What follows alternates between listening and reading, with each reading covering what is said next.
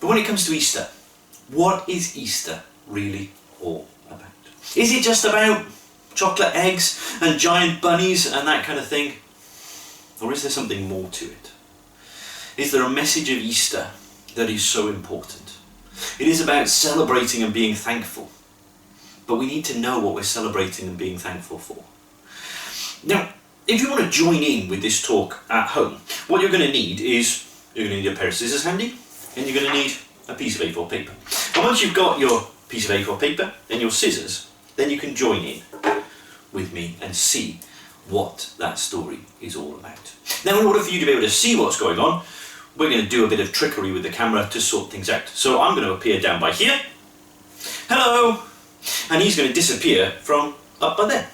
And instead you're going to see the piece of paper and the scissors. So, if you watch with me very carefully, you'll see just what you need to do to prepare your piece of paper ready for telling our story today and explaining all about Easter. But if we're going to really explain Easter, we need to know all about the very beginning of the story. So let's get things ready and then we'll go from there. So what you need to do first of all is you need to take your piece of paper and you need to fold it. Take one corner and fold it right the way over until it reaches the other side. So just take it like that and fold it up and you should get a piece of paper that looks a little bit like that. Then you take this very top point by here and you're going to fold that over, and that is going to join up over that way just like that. So it looks a bit like a little house. And once you've got that but there, then what we're going to do is we're going to fold it in half. So we're going to take it over, we'll fold it a bit like we're making a paper plane, or that kind of thing. When you fold it in half like that, then you've got that. And then, again, a bit like a paper plane, what we're going to do is we're going to fold over the sides to make it look a bit like we're making wings, but we're not making a paper plane. We're actually doing something much more exciting by here. So let's see. So if we take this by here and fold that over by there, just like that, we turn it over, and we fold this over by here as well, you should end up with a piece of paper that looks a little bit like that. Now what we're going to do is we're going to take the scissors and we're going to cut once, and the one cut is going to simply be right down the middle of the paper by there. So if you just cut like that, it doesn't have to be perfect, but just try to aim for the middle as best as you can, and then you'll get lots of different pieces. Now in this we're going to have lots of different things, but we just need a couple of them first. So if you take the big bit and just pop that to one side, and these two that look a little bit like spears, if you sort of open them up, you'll find that there's a little square of paper inside by there. We're going to be using those at the beginning. And the same with the other one, there's a little square of paper. When you open it up, sorry, it looks a bit like a square of paper, you'll see that that's by there, and we're going to be using that. So pop those other two out the way, and then over here you're going to find it separates off like that, and this one will also then have one inside that just pulls out and separates off as well. And I said that if we were going to truly understand Easter, we needed to understand the beginning of the story. Now, often when we think of the beginning of the Easter story, people think back to last Sunday, Palm Sunday, Jesus riding into Jerusalem, but that wasn't the beginning of the story. You see, the story began a long, long time before that. If you unfold that piece of paper by there, and unfold that one by there, then actually, when we take these two by here, we've got something that looks a little bit like a tree. Because you see, the story began in a garden. A garden that God made right at the very beginning. God made the whole world and everything in it, and God made a garden, the most amazing and incredible place. A place where nothing bad ever happened and no one was ever sad. The Garden of Eden. And there he placed people. And he said that they could enjoy and do whatever they wanted. And actually it was an amazing and incredible place because they were with God. But there was just one thing he told them not to do, which was to eat the fruit off the tree in the middle of the garden. I think it would have been great if people had just listened to God and done what God asked them to do. But that's not what they did. We know that Adam and Eve took the fruit and they ate it. And the problem was that brought bad things into the world. It brought into the world what the Bible calls sin, which is just something within us that causes us to turn away from God and say, I want to go my way, God, I don't want to go your way, I don't want to listen to you, I want to do what I want to do.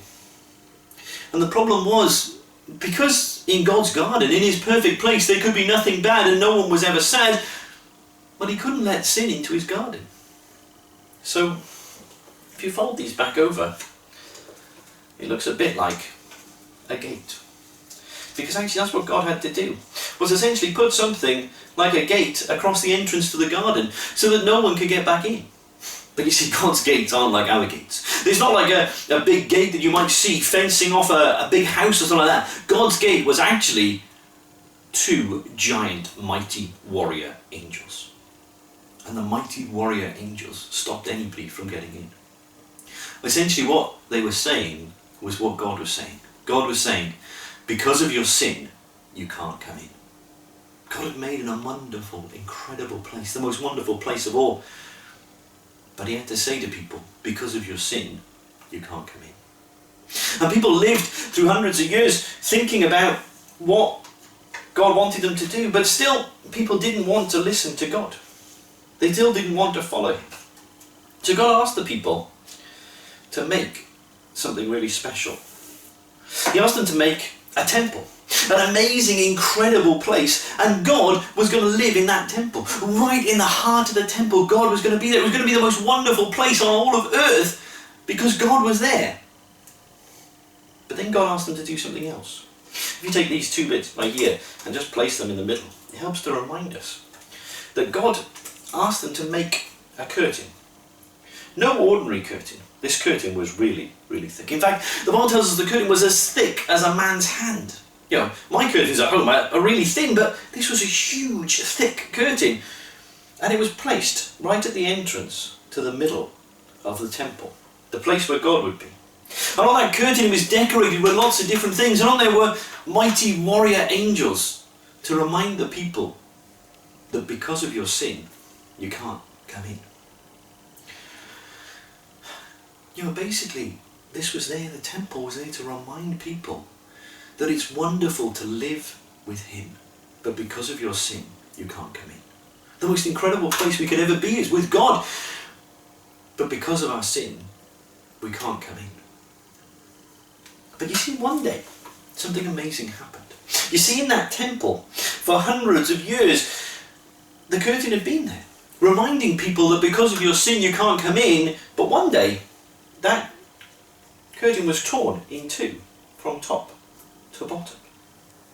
Instead of that curtain being a giant no entry sign that said because of your sin you can't come in, suddenly it was gone. There was a tear right the way from top to bottom saying there now is a way in. But what could that way be? Well, let me tell you what had been happening just outside the city where the temple was at that moment when the curtain was torn in 2. If you push these to one side for a minute, take these pieces out of the way, and actually take this big piece that you put aside earlier and unfold it, you'll find that actually, amazingly, because of the way we cut things earlier, that big piece is a cross. And actually it reminds us that actually what was happening outside the city was that Jesus was dying upon a cross. Now, he wasn't the only person that died on a cross that day. If you take these other 2 pieces, then we've sort of got little L shapes by here that you can then take and place on these to show that actually there were 3 crosses on that hillside that day. And actually, the people either side of Jesus were thieves. They were there on a cross because of the things they'd done that were wrong. You see, that's why people were put on a cross. It was a punishment for doing things that were wrong, but, well, Jesus there in the middle, well, he'd never done anything wrong. So something different was happening there for him. The Roman governor ordered that a sign be placed over Jesus' head. That sign said that here is the King of the Jews. You see, Jesus said that he was the one that God had promised from the beginning. From that very moment in the garden when things all went wrong, God promised he was going to send someone who was going to save everybody. And that's who Jesus said he was. But even though Jesus, who said he was the King of the Jews, the Messiah, was there dying upon a cross, the people still weren't interested in listening. The people still didn't want to follow and trust God. In fact, the Bible tells us that the soldiers took dice and were throwing them at the base of the cross to decide who was going to get his clothes.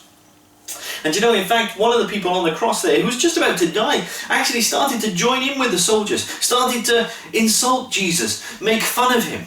And he called out, if you're really the Son of God, why don't you call down some angels to get yourself down and get us down whilst you're at it? But you see, there was something going on that cross.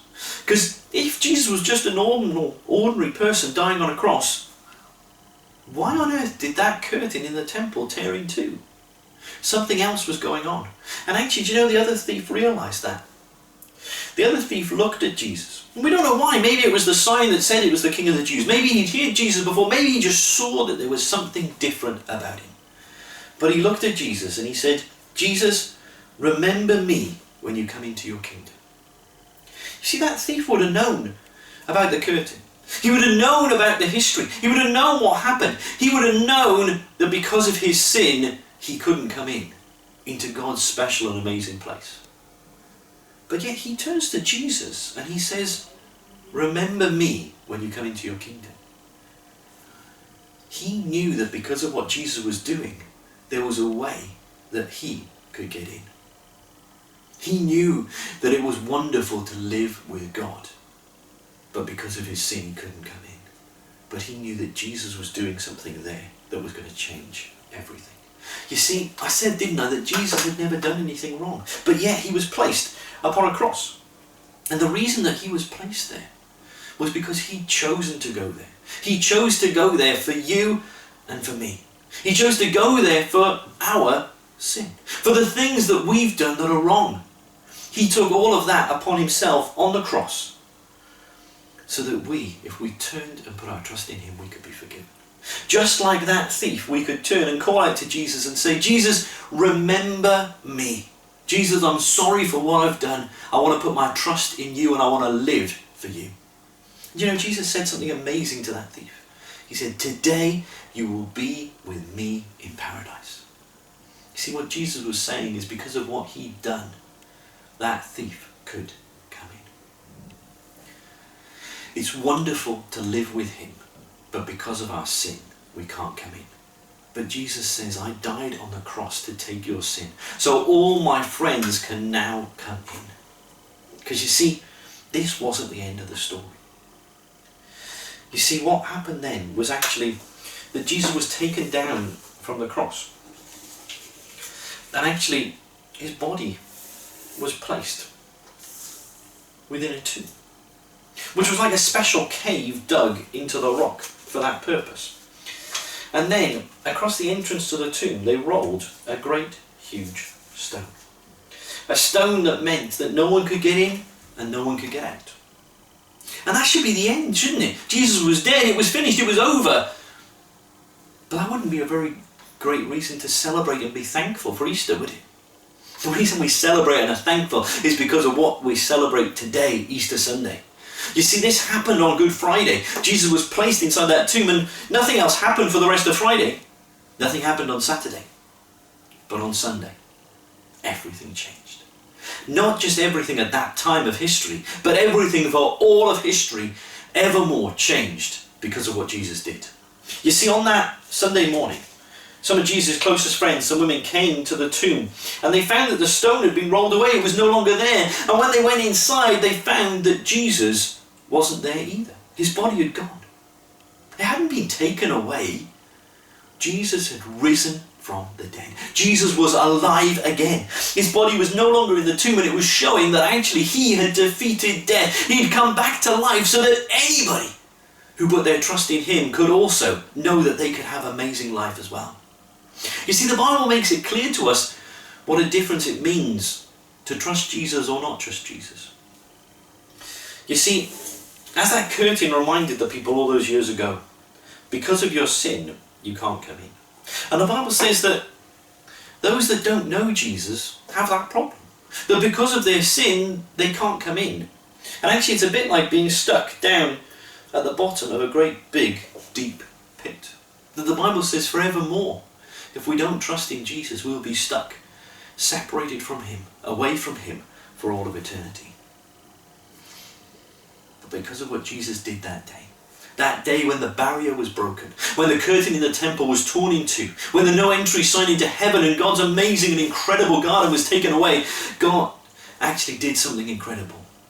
You see, Jesus, who is God, said that actually what he was doing that day was something amazing and fantastic. You see, what he was saying is that by what he'd done on that cross, he was actually coming to give this to each and every one of us. That actually what he wanted to do was to give us life. Life everlasting. Life forevermore. Because of what he'd done on that cross. And you know, that wasn't just something that he said was available 2,000 years ago. But actually what Jesus said is that if you're willing to turn and put your trust in him and him alone, because of what he did on that cross, then actually you can put a great big tick across your life. That actually you too can know that you have life forevermore because you've put your trust in Jesus. Jesus' offer is available to everybody. So this Easter, don't just think about the eggs and the chocolate and that kind of thing, but remember the real meaning of Easter. That the reason we celebrate and are thankful is because Jesus died on that cross for us and rose to life so that we could be forgiven, so that we could have life forevermore with him if we're just willing to turn and put our trust in him. So I encourage you this Easter, why not make it the greatest Easter ever? Why not turn this Easter, turn to Jesus and say, Jesus, I want to put my trust in you. I'm sorry for those times I've messed up. I'm sorry for my sin. I realise that because of my sin, I can't come into your special place. But I also know that you died on the cross to take all of my sin, so that if I put my trust in you, I can come in. That's the most amazing and incredible and fantastic news ever. So I encourage you this Easter, why not put your trust in Jesus and know what an amazing and incredible difference he can make.